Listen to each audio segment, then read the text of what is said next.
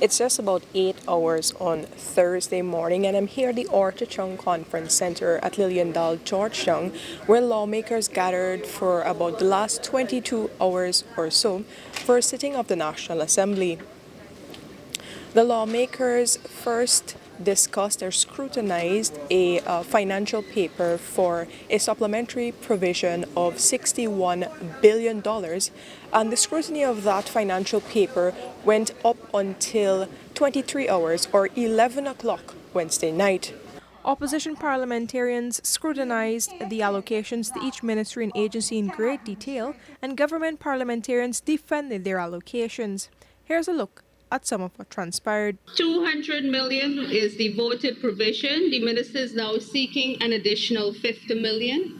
Can the minister indicate how much of these monies will go to the operational expenses of SOCO, the specific operational expenses that will go towards the community development program? We have had work in relation to additional events under the Guyana Police Force. We've had the second police officer symposium. We've had inspectors and sergeants symposium in July and October. We've had seminars, workshops, sensitization sessions for road users. We've had public and community outreach fairs, both health and career.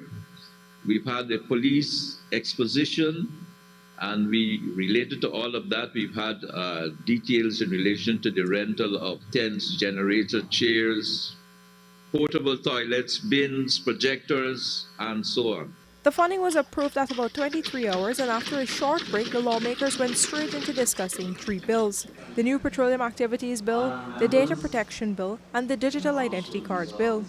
There was robust debate over the new Petroleum Activities Bill in particular, with a number of speakers from both sides of the House sharing their thoughts.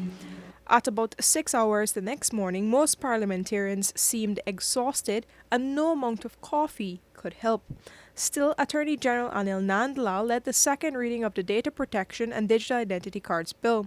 We are, as I said at the commencement, transitioning into e-governance from a manual structure which has existed, and we now have to prepare every aspect of our governmental machinery as well as the private sector infrastructure to allow for this digital electronic transformation to take place as we join the rest of the world in this age of information and technology.